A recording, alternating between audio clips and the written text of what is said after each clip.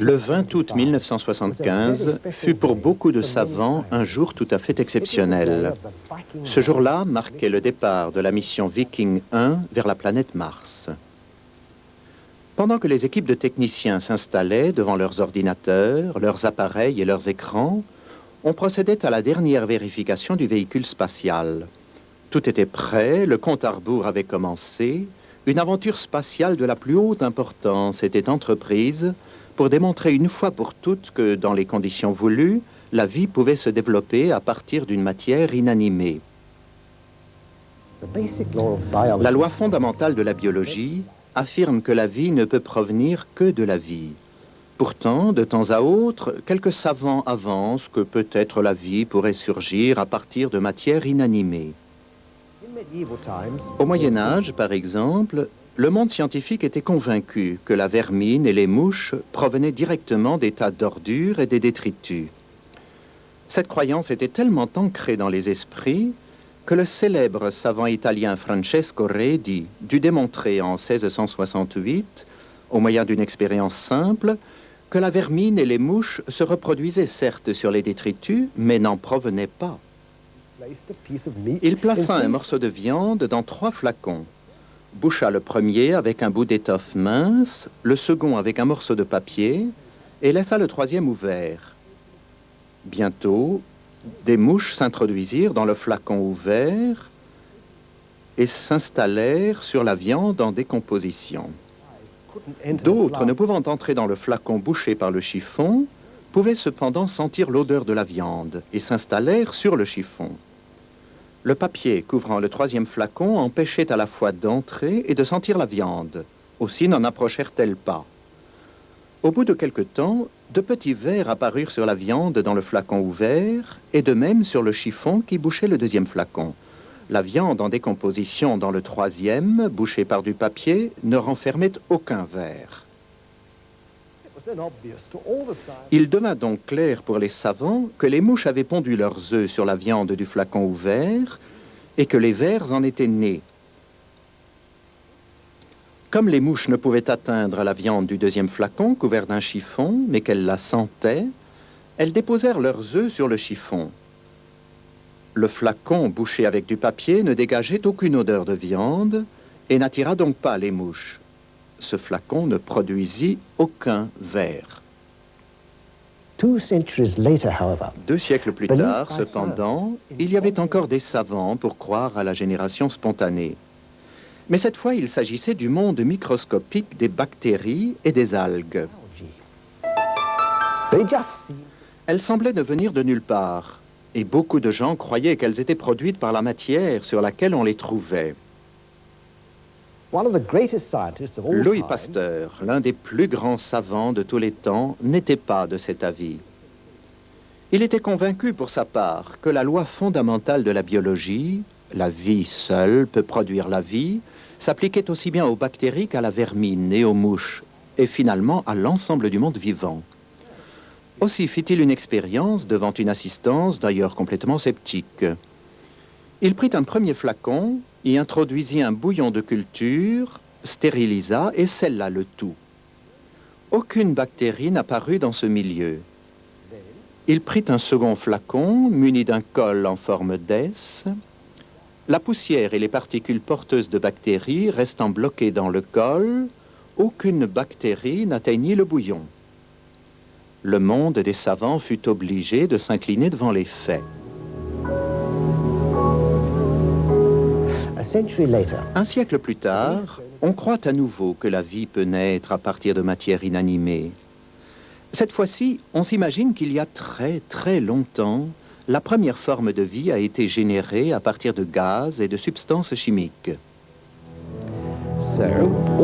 Voilà pourquoi, ce 20 août, tous les yeux étaient fixés sur Mars, car son atmosphère et son climat, bien qu'extrêmement froids et secs, rappellent plus que sur aucune autre planète ceux de la Terre.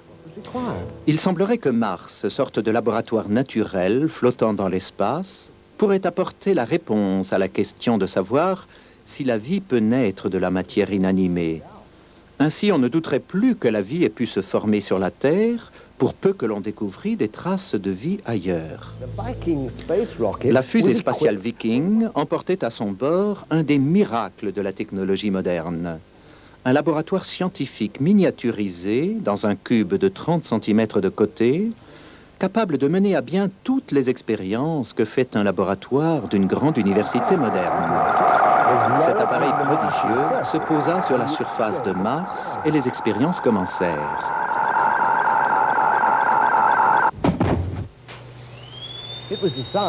L'appareil pouvait prélever des morceaux du sol, les analyser avec ses instruments ultra perfectionnés et envoyer les résultats vers la Terre.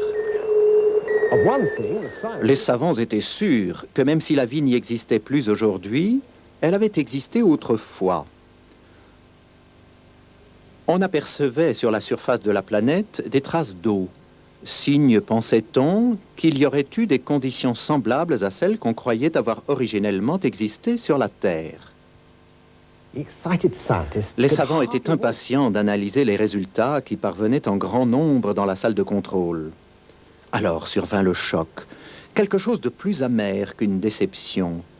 Une déconvenue peut-être analogue à celle que subirent leurs devanciers lors de l'expérience de Pasteur. Ils étaient tellement convaincus que la vie pouvait provenir de la matière non vivante qu'il leur paraissait quasiment inconcevable que le sol martien fût stérile. On n'y trouvait non seulement aucune trace de vie, mais encore aucune preuve que la vie y eût jamais existé. On vérifia plusieurs fois les résultats, mais la réponse fut chaque fois la même. Pour s'assurer de n'avoir rien négligé, on organisa une seconde mission. Et l'envoi dans l'espace de Viking 2, le 9 septembre 1975, ranima les espoirs de certains savants. Les nouveaux résultats ne les confortèrent pas davantage, car ils confirmaient qu'aucune forme de vie n'avait pu exister sur Mars. On commença bien sûr à se poser des questions. Des sommes énormes avaient été dépensées, et les partisans de l'évolutionnisme se trouvaient toujours plus incapables de fournir des preuves concrètes à l'appui de leur théorie. L'investissement n'avait été d'aucun rapport. L'argent des contribuables semblait avoir été utilisé pour essayer de justifier la croyance de certains savants en une théorie dépourvue de base scientifique. On entendit même dire que ces résultats entraînaient l'abandon pur et simple de la notion de génération spontanée et d'évolution. Le présent film commence donc au stade où se sont arrêtés Viking 1 et Viking 2. Des savants qui ont examiné de près certains aspects de la théorie de l'évolution sont interrogés pour nous faire découvrir quelle est la situation actuelle.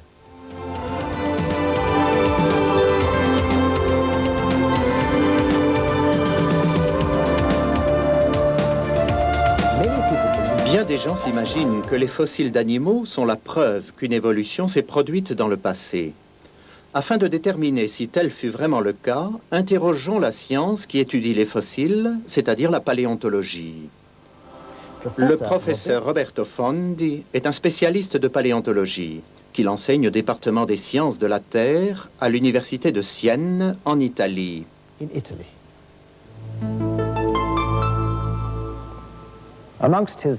Parmi ses nombreuses activités, il en est une qui l'amène à être conseiller scientifique dans la reconstitution des animaux préhistoriques.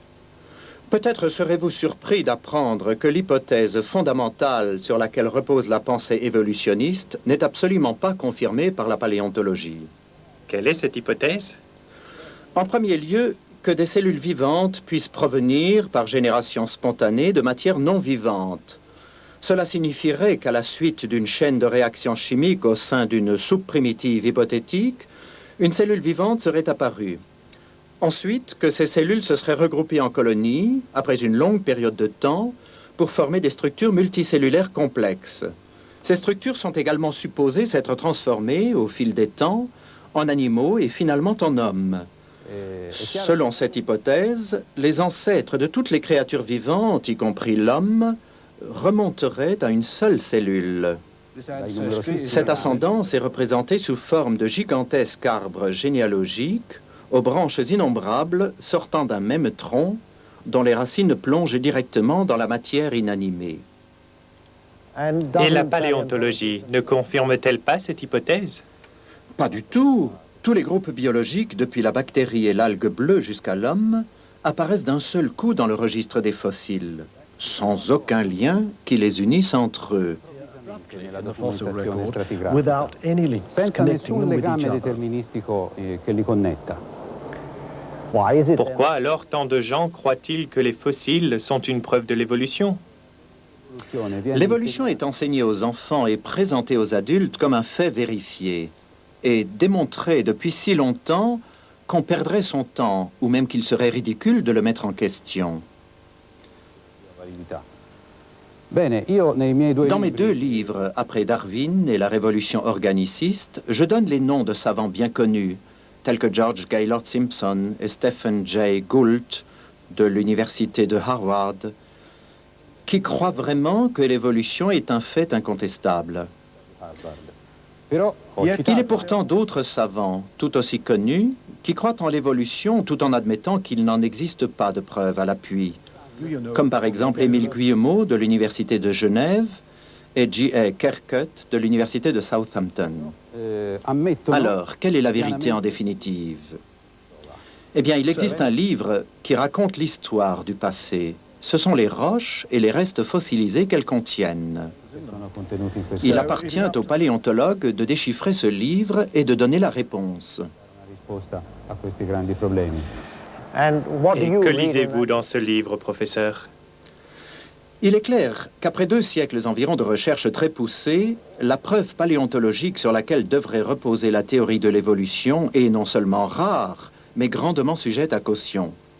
Car enfin, si l'évolution avait réellement eu lieu, on devrait en trouver des preuves abondantes et incontestables.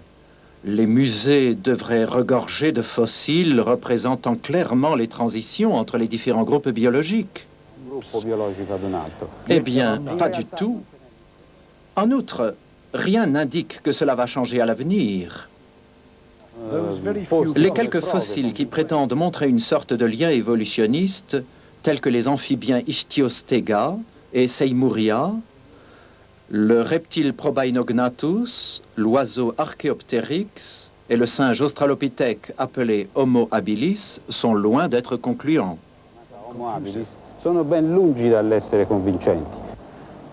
Et la prétendue évolution de l'homme?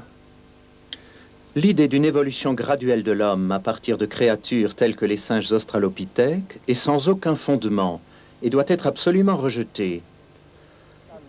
L'homme n'est pas le chaînon le plus récent dans la longue chaîne de l'évolution.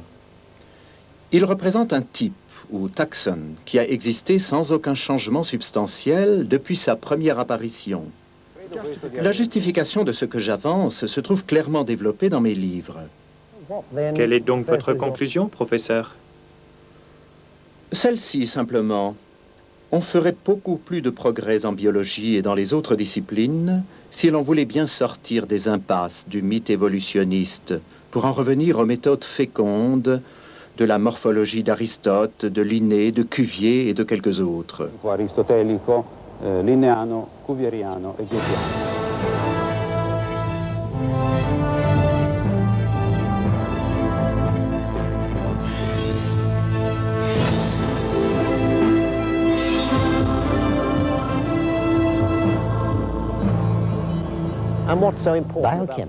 La biochimie étudie l'essence même de la vie et sa structure. Elle pénètre à l'intérieur même de la matière, dans le noyau de la cellule vivante. De nos jours, nul n'est aussi qualifié que le savant biochimiste pour nous révéler si une forme d'organisme vivant pourrait se transformer en une autre forme. Voici donc le professeur Sermonti, généticien, biologiste moléculaire et biochimiste de renommée internationale. Demandons-lui ce qu'il pense de l'évolution. Professeur, à la lumière de la biologie moléculaire moderne, comment voyez-vous la théorie de l'évolution? Les nouvelles découvertes en biologie moléculaire ont fortement modifié nos idées sur bien des questions, notamment sur celle d'évolution. De quelle façon, plus précisément? Les résultats obtenus en biologie moléculaire et en génétique ont montré que ce que prétend l'évolutionnisme, à savoir que les mutations se trouvent renforcées par la sélection naturelle, est tout simplement erroné. La sélection naturelle ne fait qu'éliminer les nouveautés entraînées par les mutations. La sélection naturelle a un effet stabilisateur sur la vie. Pourtant, les fossiles montrent que les animaux et les plantes étaient différents autrefois. Ils ont donc dû changer. Ce n'est pas vrai. C'est une erreur de croire que si les êtres vivants étaient différents autrefois comparés à ceux d'aujourd'hui, ces derniers seraient dérivés de ceux qui ont disparu, qui se sont tout simplement éteints. Les anciens organismes n'ont pas donné naissance à de nouveaux êtres en disparaissant. Sur ce point, dirais-je, tous les biologistes sont d'accord. Aucun ne soutient que les mammifères dérivent des dinosaures. À l'évidence, ce n'est pas possible. C'est une conception absolument erronée. Le fait d'observer dans le passé l'existence d'êtres vivants différents ne signifie nullement que nous en dérivions. La théorie de l'évolution prétend que certains organismes encore plus primitifs que les bactéries auraient évolué jusqu'à l'homme, durant un laps de temps considérable. Que pensez-vous de cette croyance, professeur? Mais c'est ridicule, c'est impossible. Rien ne permet à un petit organisme de se transformer en homme. Mais ce qui est encore plus important, c'est que ce qui nous apparaît comme un organisme simple est en fait une réalité biologique très complexe. Même les bactéries possèdent une structure génétique et biochimique à ce point complexe qu'elles ne peuvent dériver de formes simples.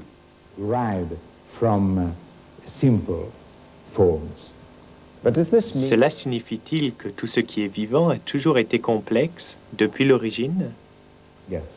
Parfaitement.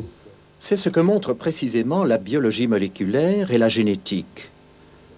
La complexité existe dès les origines. Par exemple, l'étude que nous avons entreprise du noyau de la cellule montre que le système responsable de la production des enzymes, sans lesquels la synthèse des protéines ne peut se faire, est identique depuis la bactérie jusqu'à l'homme. Puisque les mêmes types principaux de créatures et de plantes existent aujourd'hui comme dans le passé, il est clair que le même mécanisme complexe de la vie a existé depuis l'origine. C'est pour le généticien la meilleure preuve que l'évolution biochimique n'a jamais eu lieu.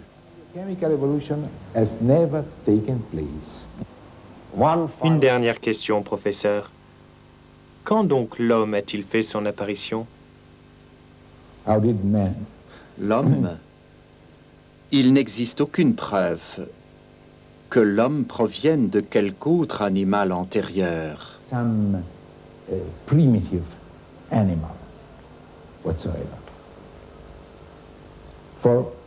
Ce que nous pouvons dire en observant les chromosomes ou l'ADN de l'homme et en les comparant à ceux des autres espèces,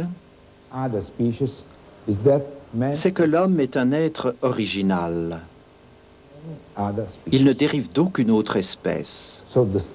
La génétique refuse absolument l'idée que l'homme serait une créature récente provenant d'une forme primitive différente.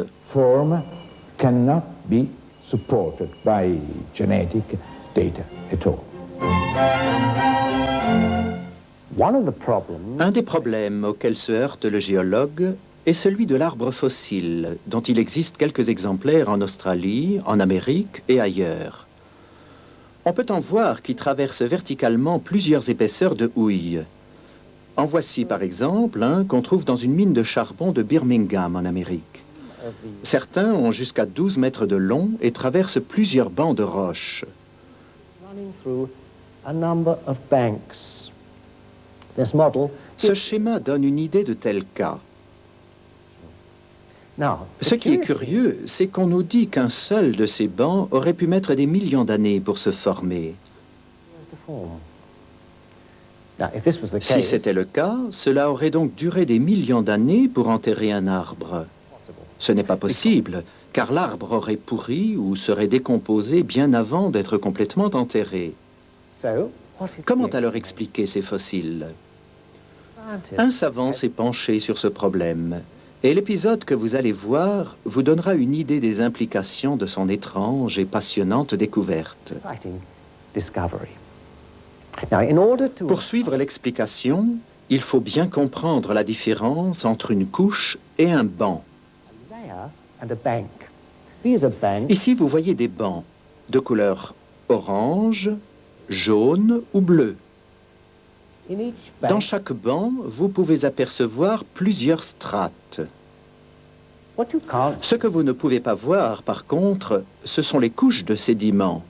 Vous ne pouvez les voir, car lorsque chaque couche de sédiments arrive, elle se divise en bancs, comme ce que vous voyez. if you Si put- vous pouviez voir les couches, elles ressembleraient en gros à ceci. after you've seen the À la film, fin du film, vous comprendrez pourquoi il est essentiel de comprendre la différence entre les bancs et les couches. is so important. It not only Non provides- seulement vous aurez la solution au problème de l'arbre fossile, mais cela vous expliquera aussi pourquoi la théorie de l'évolution s'effrite.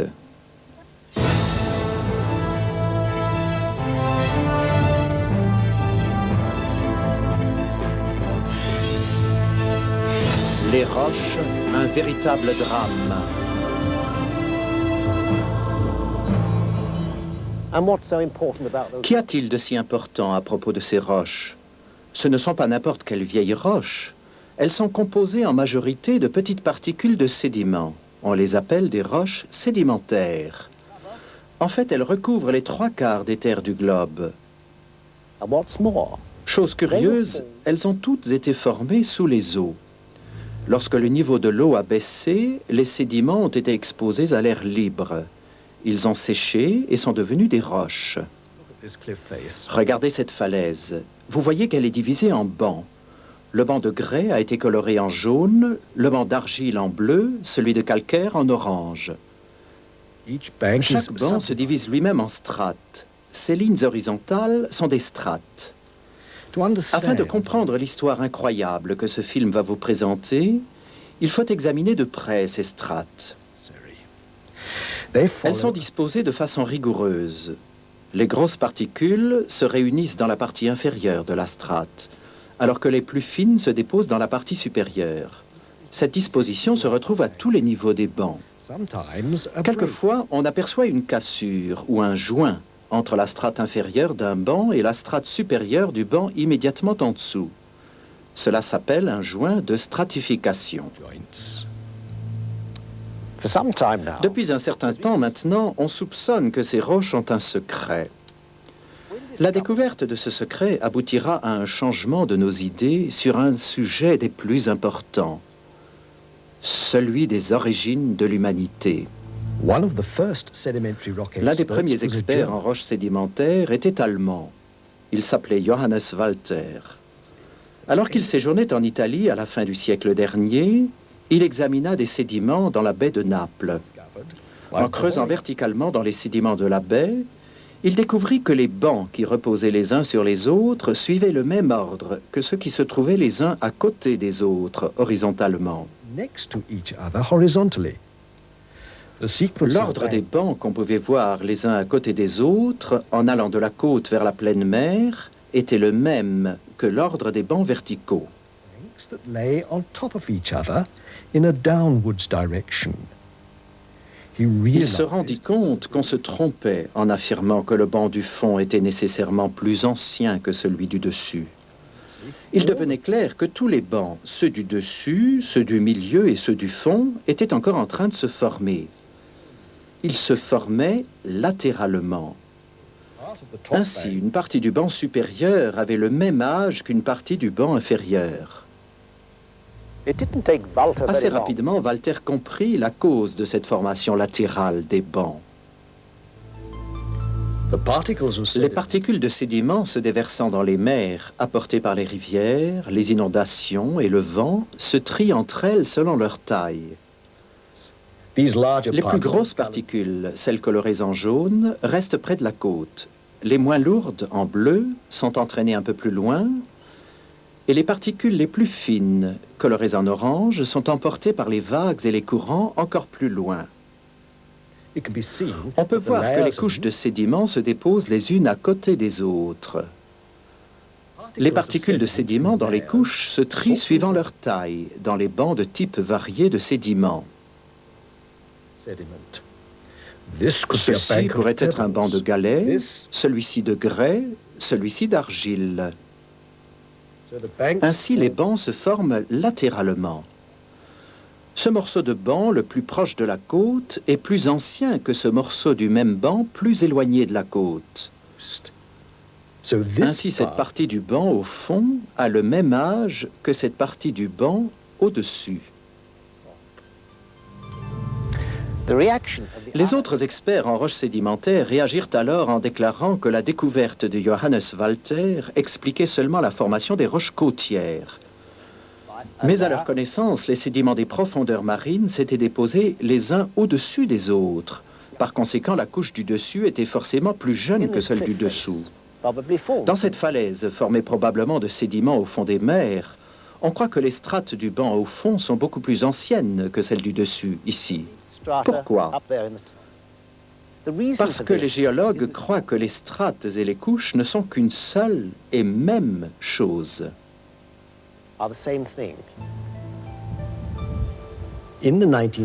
Dans les années 70 et 80, plusieurs échantillons de sédiments ont été ramenés en creusant le fond de l'océan Pacifique par le vaisseau le Glomar Challenger. Ces forages ont apporté la preuve que la découverte de Walter s'appliquait aussi bien aux sédiments provenant du fond des mers. Cela signifie que virtuellement toutes les roches sédimentaires du monde ont dû se former de la même façon. Qu'est-ce que cela signifie au juste? Tout simplement ceci. Prenez le Grand Canyon, celui du Colorado aux États-Unis. C'est le plus grand, le plus large, le plus profond, le plus long des canyons de la Terre. Sur ces côtes, on voit des bancs de sédiments, les uns sur les autres, sur toute l'épaisseur du bas jusqu'en haut. On dit que chaque banc indique un âge géologique. Mais ce que nous savons aujourd'hui, grâce à Johannes Walter et au forage du vaisseau le Glomar Challenger, indique que des parties de bancs différents peuvent avoir le même âge. Pourtant, certains ont beaucoup de mal à accepter cette découverte. Deux événements récents doivent lever tous ces doutes.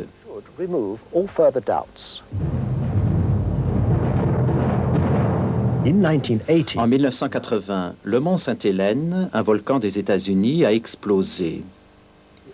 Il détruisit une immense forêt voisine et déclencha un raz-de-marée dans un lac proche, le lac Spirit. En quelques heures, 200 mètres de sédiments se déposèrent et formèrent des roches en se desséchant. Des roches avec leurs strates. Suite à l'explosion, la poussée d'énormes quantités de boue creusa un canyon à travers les roches avoisinantes, un canyon de plus de 30 mètres de profondeur et de 60 de large. Alors qu'on a cru qu'il fallait des millions d'années pour former des canyons et des strates dans les roches, ces deux formations géologiques se sont formées en quelques heures. Le deuxième événement a eu lieu dans un laboratoire. Un sédimentologue français, Guy Berthaud, a découvert deux faits d'importance capitale. Le premier est celui-ci. Le sable s'écoulant de façon continue, que ce soit dans le vide, dans l'air ou dans l'eau, se trie alternativement en dépôts de petites et de grosses particules, qui ressemblent à des couches mais n'en sont pas. The second vital Un deuxième fact fait est apparu durant les expériences que Guy Berthaud a dirigées à l'Université du Colorado. Colorado. Looking through the En observant le transparent- dépôt de sédiments entraîné par un courant d'eau circulant dans un canal à parois transparentes, water, il a constaté que lorsque la vitesse diminuait, les grosses particules sédimentaires se déposaient seules, it did. When the current tandis was que lorsqu'elle increased, augmentait, des laminets se formaient. so the grading Ainsi, of le particles granoclassement répétitif qui caractérise les strates n'est pas obligatoirement, comme l'ont cru les géologues, l'effet de couches successives, mais il peut être aussi bien l'effet des variations de vitesse, du courant d'entraînement des sédiments. were deposited. A further startling Une autre discovery découverte intéressante est celle-ci. Les joints ou les cassures entre les strates résultent de la dessiccation ou de l'assèchement des sédiments. used to be thought On pensait that these jusqu'alors que joints ces cassures étaient dues à l'interruption de l'arrivée de sédiments. it was thought On that the croyait que la surface surface de la dernière strate déposée s'était durcie et que des années plus tard, de nouveaux sédiments avaient recommencé à se déverser et qu'ainsi une nouvelle strate s'était formée au-dessus de l'ancienne. this theory Cette explication now doit has- être abandonnée à cause de deux nouvelles découvertes. The first was that the D'abord, comme l'ont montré les forages du vaisseau le Glomar Challenger, les sédiments du fond de la mer ne durcissent jamais, sauf après 300 mètres d'épaisseur de dépôt. starts 300 meters below the seabed. The only known À exception l'exception des charts, qui peuvent commencer à durcir au bout de 100 mètres. 100 meters below the sea bottom. The second discovery L'autre was in- découverte faite en laboratoire montre que lorsque le niveau de la mer baisse et que les sédiments humides sont exposés à l'air, des cassures surviennent entre certaines strates suivant le procédé de dessiccation. process. So these joints Aussi, ces or joints breaks, ou ces cassures ne dépendent-ils pas de la durée? these experiments Ces expériences ont été menées par une équipe de spécialistes au cours de nombreux mois dans des conditions rigoureuses, en laboratoire. and Tout are a été available- filmé et peut être vu librement.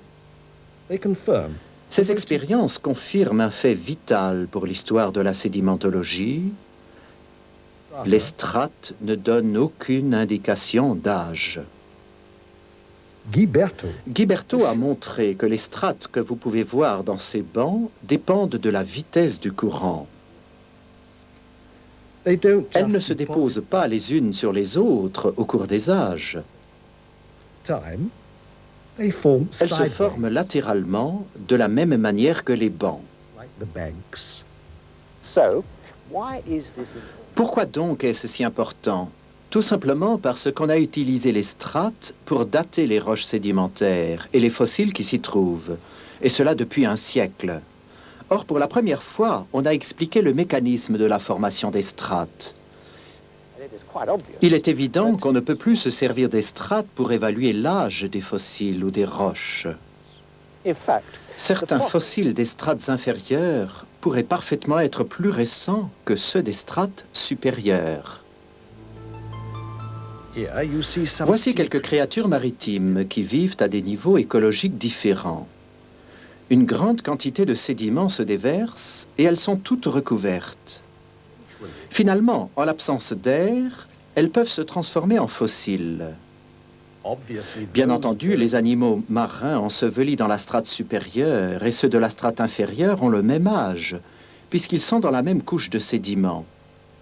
Then another Ensuite, heavy une autre épaisse couche de sédiments arrive et d'autres créatures maritimes sont emprisonnées. more important. Mais le plus important est de comprendre que celles en haut de la couche précédente ont été ensevelies avant celles en bas de la dernière couche. So the one Ainsi, ce at the fossile top, là-haut est plus ancien que celui-là en bas. the bottom.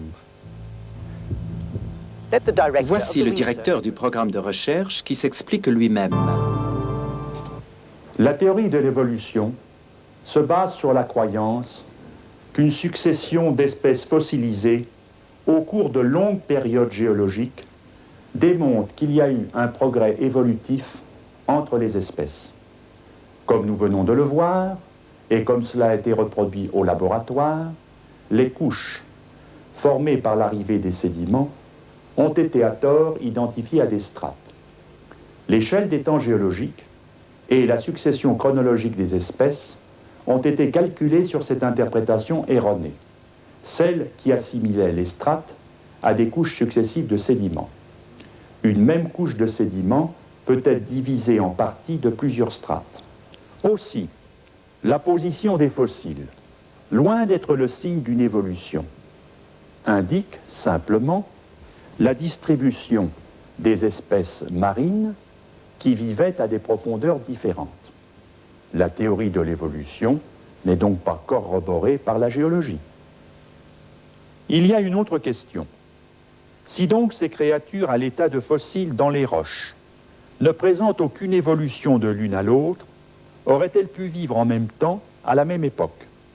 Puisque nous savons aujourd'hui que pour se former, les roches n'ont pas besoin de beaucoup de temps, mais plutôt d'une quantité suffisante de sédiments, on peut donc penser légitimement que toutes ces espèces pouvaient vivre à la même époque.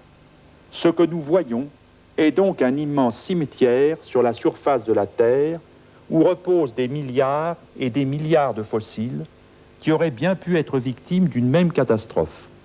Le seul fait que leurs restes aient été conservés dans de vastes quantités de roches sédimentaires, formées elles-mêmes par l'action de l'eau, est une claire indication que cette catastrophe aurait bien pu être une inondation à l'échelle terrestre.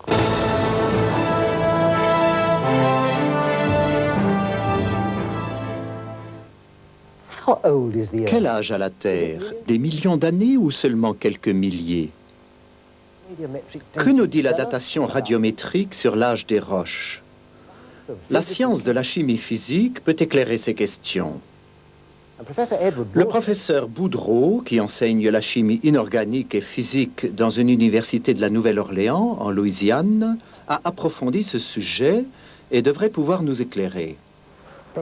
Professeur Boudreau, un peu plus haut dans ce film, nous avons appris que les strates et les fossiles des roches sédimentaires ne donnent aucune indication sur l'âge de ces roches.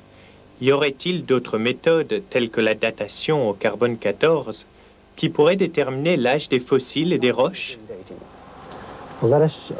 Il faut d'abord être clair au sujet du carbone 14, qui est une forme radioactive instable de l'élément carbone qui se trouve dans toute matière vivante. Un organisme vivant absorbe et rejette pendant sa vie du carbone, dont une petite partie est du carbone 14. À un moment donné, à la mort de cet organisme, le carbone 14 présent reste ce qu'il est à l'heure de la mort. C'est cette quantité qu'on peut détecter radioactivement. Un morceau de bois, par exemple, ou un os, contient une petite quantité de carbone 14. Depuis la mort de l'arbre et de l'animal qui contenait le bois ou l'os, la quantité de carbone 14 a diminué. Il faut des milliers d'années pour que cette désintégration ait lieu. Dans le cas du carbone 14, il faut 5760 ans pour que la moitié de la quantité présente à la mort de l'être vivant se désintègre en carbone 12, son isotope stable. En mesurant donc la quantité qui s'est désintégrée, on obtient une indication sur l'époque à laquelle cet organisme vivait. Comme les roches n'ont jamais été en vie, elles ne contiennent donc pas de carbone 14. Même les fossiles qu'on y trouve ne peuvent être datés par cette méthode, car leur matière vivante originelle est devenue pierre. Cela signifie-t-il qu'on ne peut pas dater les fossiles au moyen de radioisotopes? On ne peut sûrement pas se fier avec certitude au carbone 14. Comme vous le savez, on trouve presque tous les fossiles dans les roches sédimentaires. Ce type de roche contient rarement des éléments radioactifs. Aussi faut-il dater les fossiles par les strates dans lesquelles on les trouve. Or, nous savons à présent que des expériences très récentes montrent que les strates des roches ne donnent aucune indication sur l'âge. D'autres types de roches, telles que les cristallines, qui ne contiennent pas de fossiles, et la lave, renferment parfois des éléments radioactifs. On utilise ces isotopes pour les dater. Pourriez-vous expliquer simplement comment on date une roche avec un isotope radioactif? Oui, prenons un élément radioactif tel que l'uranium. Cet élément se désintègre très lentement en élément non radioactif, le plomb. On peut mesurer en laboratoire le taux de désintégration.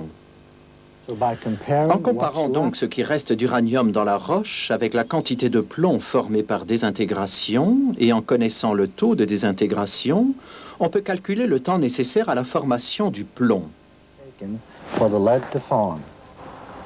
Si donc la moitié de l'uranium s'est désintégrée en plomb, en connaissant le temps nécessaire à l'uranium pour se transformer en plomb, on peut déterminer l'âge de la roche.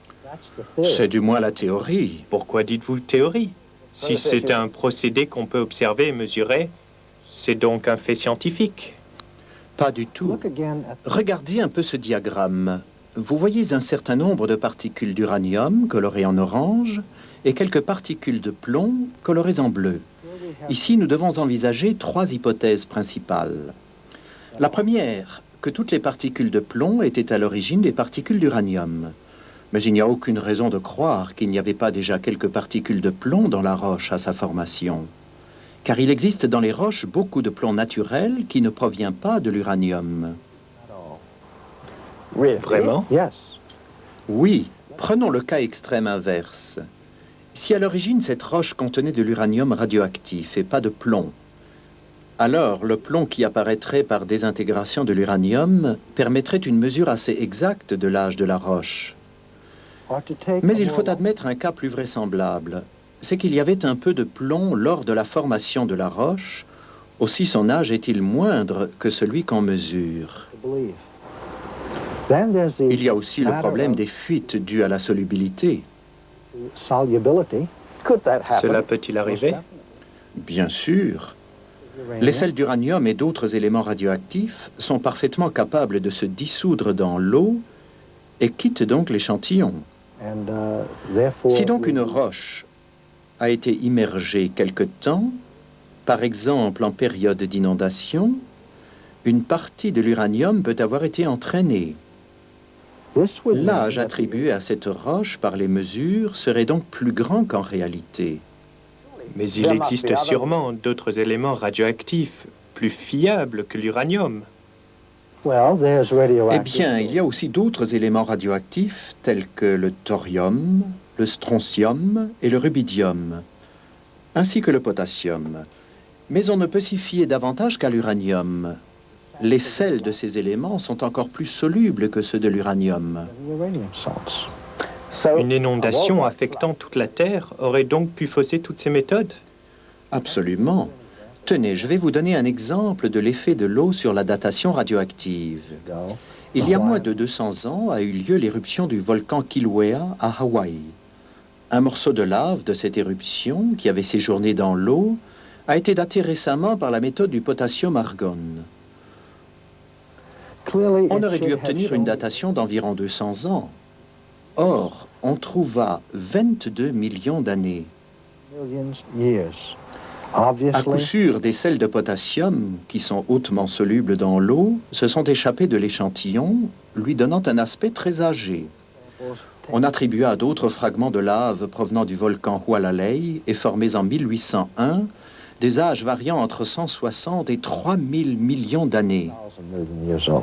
La situation va donc de mal en pis. Il y a encore un autre présupposé dans la datation radiométrique. C'est que le taux de désintégration serait resté constant et n'aurait jamais varié dans le passé. Pourtant, beaucoup de facteurs ont dû l'influencer. Ainsi, la production de neutrinos par le rayonnement cosmique a pu être augmentée à la suite d'un renversement du champ magnétique terrestre ou de l'explosion d'une supernova. La science a déclaré que ces événements ont eu lieu dans le passé. Ils ont pu avoir un effet certain sur le taux de désintégration radioactive. Si l'on ne peut se fier à la datation radiométrique, de quels autres moyens dispose-t-on? De nombreux processus naturels indiquent pour la Terre un âge relativement jeune.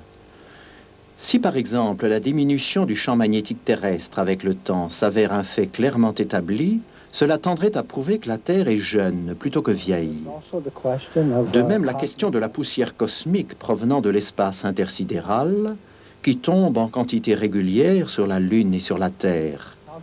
On a réussi à calculer cette quantité. Du fait que la Lune ne connaît aucune érosion due au vent ou à l'eau, la poussière cosmique a dû simplement s'empiler.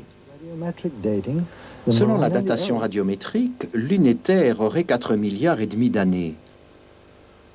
Donc la quantité de poussière cosmique déposée sur la Lune devrait atteindre plusieurs mètres de haut.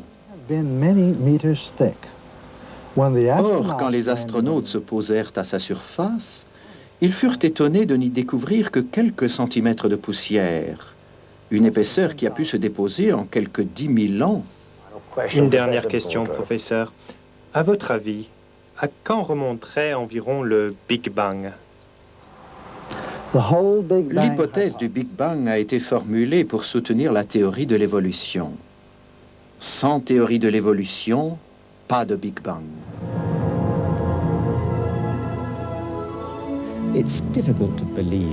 Il est tout de même difficile de croire que tous ces biologistes, zoologistes et autres savants puissent se tromper. Après tout, ils ont été formés dans les meilleures universités. Peut-être que le professeur Maciej Giertych de l'Académie des sciences de Pologne, appartenant à l'Institut de dendrologie et enseignant la génétique des populations à l'université de Torun, pourra nous éclairer. Un vrai savant tire ses conclusions de l'observation et des données expérimentales. Les scientifiques étudiant la génétique, la cytologie, l'anatomie et d'autres domaines des sciences expérimentales sont sûrs et dignes de foi, quoi qu'ils pensent par ailleurs de l'évolution. C'est la démarche de la science, mais il faut se méfier dès que quelqu'un se proclame expert en évolution.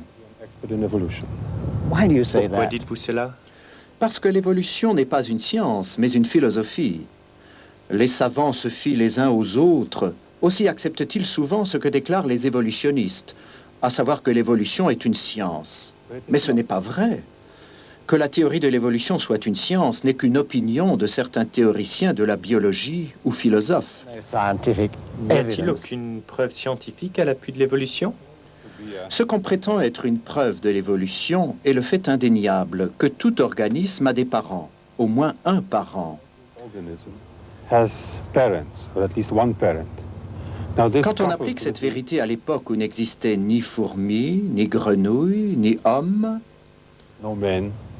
cela conduit au postulat non scientifique que la première fourmi provenait d'une non-fourmi, la première grenouille d'une non-grenouille, le premier homme d'un non-homme, et ainsi de suite.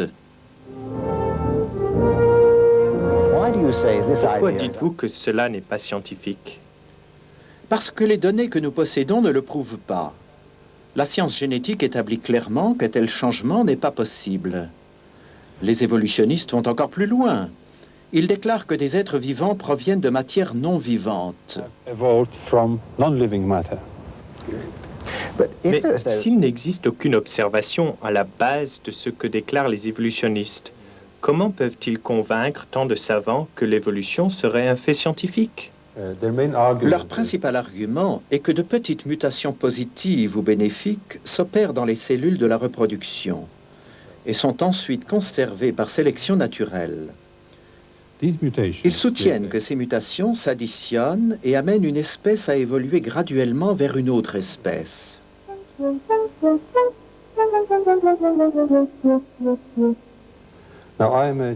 Non, je suis généticien et je puis confirmer qu'au cours de toutes les recherches de tous les laboratoires du monde où l'on a produit des générations et des générations d'organismes vivants, jamais, nulle part, aucune mutation positive n'a été observée.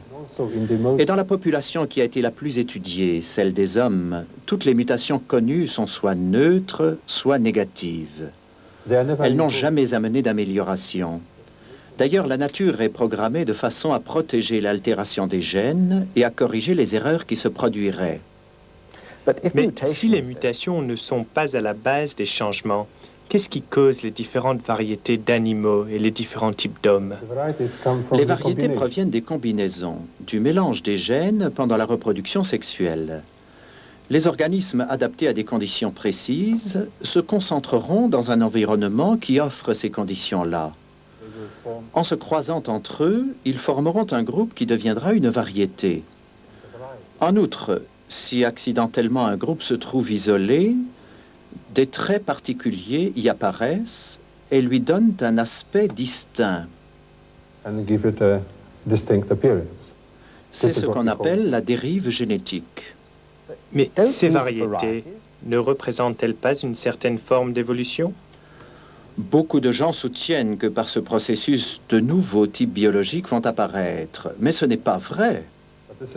Tout ce qui se produit, c'est que quelques gènes ont été enlevés à la population globale et la population obtenue s'en trouve appauvrie. Son contenu génétique est amoindri. De plus, s'il n'y a pas de nouveaux gènes, il n'y a pas de potentiel pour de nouveaux organes ou de nouveaux organismes. On obtient seulement une variété différente d'une même espèce. Ce procédé est utilisé aujourd'hui dans l'élevage. Par sélection et isolation, on obtient de nouvelles variétés d'animaux et de plantes, par exemple des chevaux, des vaches, des chiens, des céréales, etc. On sélectionne ce qui est utile à l'homme ou qui présente telles qualités qui ont un intérêt particulier pour nous. Mais ces populations sont des groupes restreints, très dépendants des conditions extérieures que l'homme leur réservera.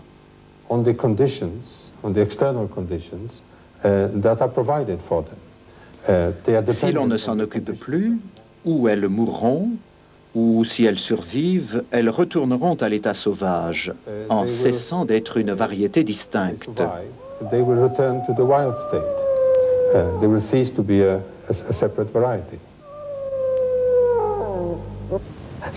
Alors, si les formes de la vie sont plus résistantes à l'état naturel, un changement qui se produirait dans la nature, aurait-il une bonne chance de durer? Le simple mélange de gènes dans des conditions naturelles ou artificielles ne produit pas de nouveaux gènes. Pour qu'il y ait évolution, il faudrait de nouveaux gènes chargés d'informations génétiques. La science ne connaît aucun processus naturel qui produise de nouveaux gènes, que ce soit par isolation, par sélection, mutation ou croisement. Cela est impossible. Pourquoi alors apprend-on aux enfants qu'une espèce peut évoluer en une autre? Je crois que c'est parce que les évolutionnistes ne veulent pas accepter l'idée que les gènes contiennent autant d'informations utiles, c'est-à-dire assez pour chaque fonction précise que doit remplir chaque organe. C'est seulement depuis que nous savons lire le code génétique que nous connaissons la quantité d'informations contenues dans ces gènes. La science ne sait pas comment cette information pourrait apparaître spontanément. Cela nécessite l'intervention d'une intelligence et ne peut arriver par hasard. Mélanger simplement des lettres ne crée jamais de poésie. La biologie moléculaire montre clairement que jamais dans le passé il n'a pu exister d'organisme simple. Tous les organismes vivants, aussi primitifs qu'ils paraissent, sont complexes en réalité et regorgent d'informations, lesquelles ont dû être là dès le début. Par exemple, le système redoublé dans la protéine très complexe ADN-ARN de la cellule doit avoir été parfait dès le début. Sinon, les systèmes vivants ne pourraient exister. La seule explication logique est que cette grande quantité d'informations provient d'une intelligence. Chaque bactérie, chaque cellule microscopique est programmée avec tant de précision que nous devons supposer que l'information qu'elle contient doit venir d'une intelligence bien supérieure à la nôtre. Les évolutionnistes ne veulent pas accepter ce fait si évident. Aussi produisent-ils des théories qui n'ont pas de valeur scientifique, car elles n'expliquent pas comment la nouvelle information génétique serait produite.